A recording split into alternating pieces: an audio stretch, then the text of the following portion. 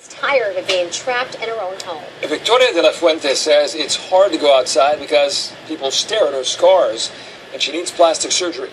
In a story you're seeing only on KMPH Fox 26 News, reporter Erica Cervantes tells us why the surgery is going to cost a lot of money. Erica?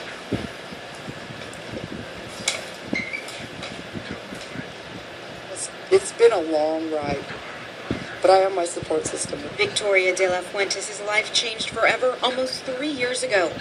That's when her roommate set her on fire and watched her burn, leaving her with scars on 55% of her body. I mean, by the grace of God, I'm still here. I get a lot of support from my family, from my children, from my mom and dad.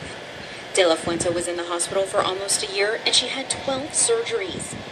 When I go out, of course, people look, they snicker, little things are said. I've had a few people, say, I've heard them say monster. But she doesn't like to go out in public.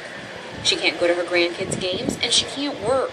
I mean, people see me and they're like, and I don't blame them because they don't understand and they don't know. So, no, there is no possible way I could, have a plan. She needs plastic surgery for her eye, ears, and face. De La Fuente tells me the surgery means that she won't have to hide. I think, it'll all work out. Everything always does. Now, this is what De La Fuente used to look like. You can see she was a really attractive woman, and then after she was set on fire 3 years ago, this is what she looks like today. Now, her whole goal with this is just to have plastic surgery so that way she can go back to looking kind of like she used to and also be able to go out in public. Now, the estimated cost for De La Fuente's plastic surgery is between $25,000 and $50,000. And Monty asked for the woman who did this to her. She is in prison. She's serving a 12-year to life sentence. Erica, do we know anything about, did she say why this woman did that to her?